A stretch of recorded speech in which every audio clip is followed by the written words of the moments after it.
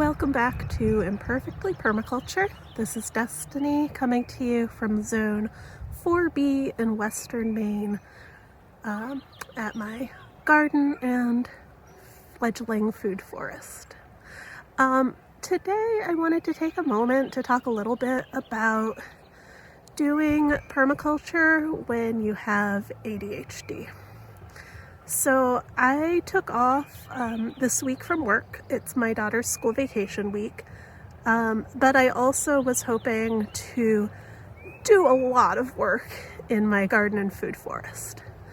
And I mean, I have done a fair bit, but it's not as much as I thought I would do, and I feel guilty about that.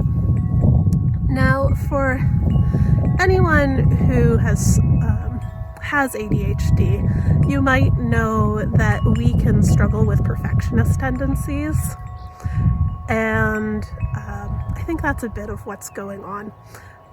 I set really high standards for myself, and sometimes that means that I let this image of perfection get in the way of me doing the things I want to do. So I look at my dwarf fruit trees that currently only have walking onions as companion plants and think, oh, I failed miserably at creating fruit guilds. Now, in time, I plan to add to them, but setting up permaculture systems isn't instantaneous. And it's not always cheap. It takes a lot of time and labor to get things set up. And it can cost a lot of money too. There are ways to get plants affordably to propagate for free, but those still have barriers to participation. You need to learn the techniques and have the time to study them, to understand what you're doing. So I just want to say, if you are like me, with or without ADHD, struggling to get set up, struggling to get started, struggling with feelings that your attempts at permaculture, gardening, food foresting, at harvesting rainwater, at setting up resilient regenerative systems, if you're feeling like you're just not doing good enough, take a step back, remind yourself that change isn't instantaneous. And taking those small steps toward reaching your goals of developing resilient systems of earth care, people care, and fair share, those are worthwhile. So just keep trying, don't give up, and let's check in on a few things today. Putting in some beets and cleared back some straw here that's been mulching this bed, and just sort of spacing out right now where I'm gonna put the seeds in.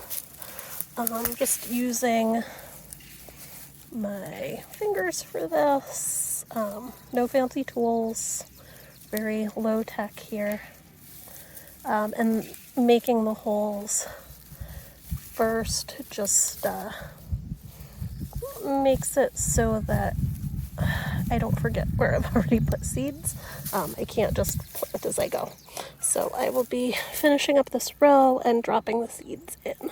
Also see here where I pulled the straw back, there's a lot of mycelial activity, so our wine cap mushrooms should return this year. I'm also sowing some broadleaf sage today from Fedco Seeds. It's my first time trying to grow sage. I'm excited. It's gonna live over here in the herb patch near my chives. And then in here with my garlic babies, I'm gonna sow some arugula.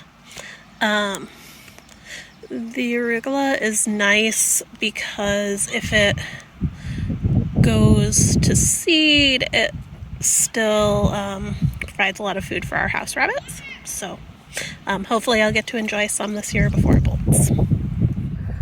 So it's just about lunchtime now.